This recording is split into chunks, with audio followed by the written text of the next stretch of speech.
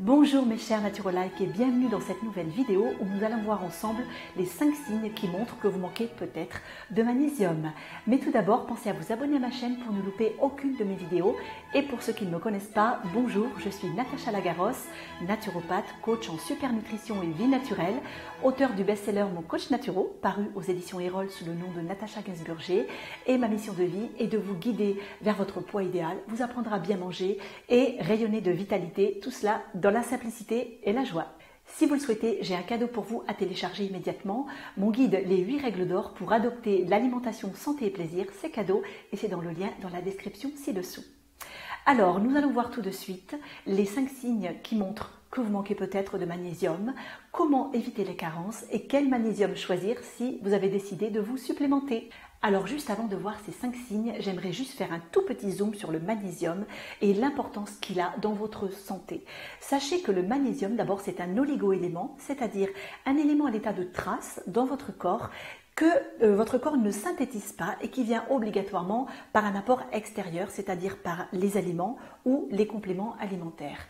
Le magnésium est tellement important qu'il est impliqué dans plus de 300 réactions vitales dans votre corps. Vous avez compris pourquoi j'ai fait cette vidéo aujourd'hui, parce qu'il est tellement important que je voulais vraiment que vous ayez ces informations pour éventuellement bien pallier à ces carences et vous sentir beaucoup mieux. Alors le premier signe que vous manquez peut-être de magnésium, c'est d'abord la fatigue. C'est un signe qui est vraiment caractéristique de la carence, bien que évidemment la fatigue peut venir d'autres origines. Mais quand elle est associée aux 4 autres signes que je vais vous citer, eh bien il est fort probable que vous en manquez. Cette fatigue peut être aussi associée à un problème de sommeil, un sommeil qui est moins réparateur, qui est plus agité, où vous vous réveillez en cogitant, ou vous vous réveillez un petit peu plus tôt que d'habitude. Ça peut être aussi un manque de magnésium. Le deuxième signe, c'est l'irritabilité. Ça, c'est classique. L'irritabilité qui peut être aussi associée à de l'anxiété, des palpitations cardiaques et aussi une oppression au niveau de la cage thoracique, c'est-à-dire des difficultés à respirer ou une sensation de lourdeur ou d'oppression. Voilà, ça c'est vraiment un signe caractéristique du manque de magnésium avec la fatigue. Le troisième signe, vous le connaissez tous, c'est ce fameux petit tremblement de la paupière qui saute et qui peut aller jusqu'aux crampes, puisque là, la carence en magnésium va donner des troubles musculaires. Donc là, quand vous en êtes aux crampes ou au tressaillement de la paupière, c'est que vous êtes vraiment très carencé. Ça donne donc un indicateur au niveau de la carence que vous avez. Le quatrième signe, c'est votre difficulté à vous concentrer et à mémoriser. Vous n'arrivez plus à retenir facilement les choses, vous n'arrivez plus à vous concentrer longtemps sur une tâche.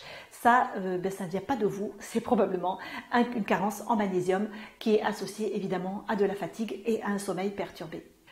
Et le cinquième signe, on n'en parle pas assez souvent, mais ce sont les fringales. Et oui, une carence en magnésium va vous donner vraiment envie de tout dévorer à n'importe quelle heure et particulièrement des envies de sucrer en milieu d'après-midi. Donc ça, quand vous en êtes là, c'est que pareil, votre corps vous demande en fait par l'alimentation un apport en magnésium puisqu'il n'en a plus assez. Alors, si vous avez repéré au moins 3 des 5 signes que je vous ai cités à l'instant, c'est que vous êtes carencé en magnésium. Mais rassurez-vous, vous n'êtes pas seul, malheureusement. Nous sommes très très nombreux à être carencés et les dernières études montrent que presque 80% de la population est carencée en magnésium. Mais pourquoi ? Eh bien, cette carence, elle vient de plusieurs facteurs. La première, c'est tout simplement l'appauvrissement des sols. Les cultures, qu'elles soient bio ou non bio, ont tellement été exploitées que les sols sont beaucoup moins riches en minéraux. Certains minéraux comme le sélénium ont totalement disparu des sols. Donc, on n'a plus assez d'apports dans les aliments, notamment les végétaux, par la culture. Donc ça, c'est déjà une première chose. Il n'y a pas assez d'apport et de concentration en magnésium dans les aliments. Vous avez peut-être aussi des voleurs de magnésium dans votre quotidien. Ça peut être les médicaments, ça peut être la pollution, ça peut être l'alcool, la contraception. Peut-être que vous êtes également allergique ou malade cœliaque, ou vous avez la maladie de Crohn, ou tout simplement des intolérances alimentaires qui rendent l'assimilation difficile. Tout ça sont des voleurs de magnésium qui font que même si vous en consommez, eh bien, vous ne l'assimilerez pas. Et le dernier facteur, c'est le stress. Et oui, c'est-à-dire que plus vous serez stressé, plus vous allez puiser dans vos réserves de magnésium, pour peu que vous n'en ayez pas assez, eh bien vous allez vous retrouver tout simplement en déficit. Et là, c'est la boule de neige. Moins vous avez de magnésium, plus vous êtes stressé, et plus vous êtes stressé, et plus vous consommez le magnésium qui reste dans votre corps. Alors la première chose à faire pour avoir suffisamment de magnésium dans votre alimentation, c'est de vous diriger vers des aliments qui en contiennent beaucoup. Alors lesquels sont-ils? On va avoir d'abord les haricots soja, on va avoir les oléagineux, tout ce qui est noisettes, amandes, noix de Brésil, etc. Les noix également. Les céréales complètes, donc dans l'enveloppe du grain, vous allez avoir une quantité suffisante de magnésium. Dans les légumineuses, dans les légumes verts foncés, à feuilles vert foncées, comme les épinards, le chou kale, les brocolis, dans les fruits de mer, dans les fruits frais comme la date fraîche, la banane, le kiwi qui lui-même contient plus de magnésium que la banane, et bien sûr le chocolat, mais pas n'importe quel chocolat. Le chocolat très noir à partir de 80-85% de cacao, là vous aurez vraiment un fort taux de magnésium et vous le sentirez d'ailleurs quand vous mangerez ce chocolat, vous serez rassasié et réconforté tout de suite. Alors par contre, si vous êtes vraiment carencé, c'est-à-dire si vraiment vous êtes reconnu dans tous les signes que je vous ai donnés tout à l'heure, malheureusement l'alimentation ne suffira pas à combler les carences. Elle va servir à entretenir un bon apport au quotidien, mais pas à combler les carences. Donc là, il est intéressant, je dirais même nécessaire, de vous supplémenter avec un bon magnésium, donc pas n'importe lequel. On va voir tout de suite les magnésiums qui vont être super efficaces. Alors tout d'abord, on va mettre de côté deux types de magnésium qui ne seront pas intéressants et pas très assimilables pour recharger votre organisme dans cet oligo-élément. C'est d'abord le nigari. Et oui, le nigari, bien qu'il soit très célèbre, eh bien, n'est pas du tout intéressant pour vous recharger en magnésium. Il est très bien pour faire une chasse intestinale, c'est-à-dire provoquer une diarrhée, par exemple, pour nettoyer l'intestin dans les cas de gastro, de grippe, etc. ou avant un jeûne. Il est intéressant aussi pour accélérer le transit pour les personnes qui sont constipées, mais en aucun cas pour vous recharger en magnésium. Au contraire, il va avoir tendance à acidifier le corps. Un autre type de magnésium qui n'est pas tout à fait adapté à nous et pas très assimilable et que pourtant on trouve partout, c'est le magnésium marin. Voilà, le magnésium marin, eh bien, il n'est pas vraiment assimilable, seulement à hauteur de 50% à peu près. Donc, vous voyez, c'est pas un pourcentage très intéressant. Et pareil, il peut provoquer chez certaines personnes qui ont l'intestin fragile des petits problèmes intestinaux et gastriques. Donc, les magnésiums que vous allez pouvoir utiliser et qui vont être super efficaces sans aucune incidence sur votre système digestif, ça va être deux formes de magnésium, c'est-à-dire les transporteurs qui vont permettre à votre corps de l'assimiler, c'est les glycérophosphates et le bisglycinate. Voilà, glycérophosphate, bisglycinate, c'est des noms un peu barbares, mais pour indiquer la bonne forme assimilable de magnésium. Alors pour vous faciliter la vie, je vais vous conseiller directement des laboratoires qui ont conçu des formes de magnésium assimilables avec ces transporteurs-là. Le premier, c'est le laboratoire Synergia qui a fait le magnésium D-Stress Booster, dont vous voyez l'image ici et qui est vraiment génial. Je le conseille dans tous mes coachings quasiment.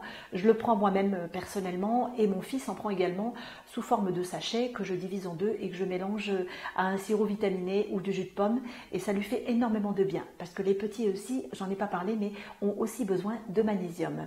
Alors rappelez-vous donc Synergia D-Stress Booster qui existe en comprimé ou en sachet. Et le deuxième magnésium que je vous conseille, c'est le Phosphomag du laboratoire Nutrixeal, qui est une super société française qui fabrique des compléments alimentaires exempts de tout additif. Donc c'est super pour les nombreuses personnes qui ont des intestins fragiles, des estomacs fragiles, c'est super. Et puis bien sûr, ça permet une assimilation bien supérieure quand il n'y a pas le filtre des adjuvants. Donc Phosphomag de chez Nutrixeal et des Stress Booster de chez Synergia.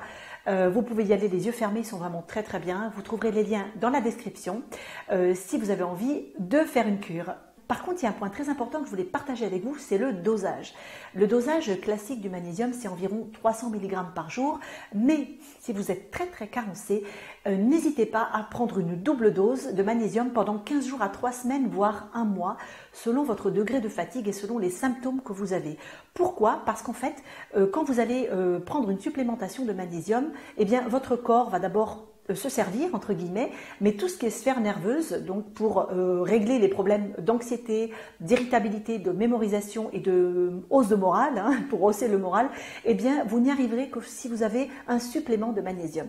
Donc n'hésitez pas à doubler la dose, après vous reviendrez à la dose normale, et ensuite vous pouvez tout à fait consommer du magnésium toute l'année, comme ce que je fais moi et ce que je conseille souvent en coaching. C'est vraiment un super soutien, c'est un super pilier pour garder vraiment un mental fort, un physique au top, et puis pour celles et ceux qui veulent garder leur poids idéal, c'est vraiment un élément super important pour contrôler la faim, la gestion de l'appétit et les appétences pour le sucré. Voilà, donc si vous avez des questions à propos du magnésium ou si vous avez des carences ou d'autres questions encore, n'hésitez pas à me les poser, je vous répondrai avec grand plaisir.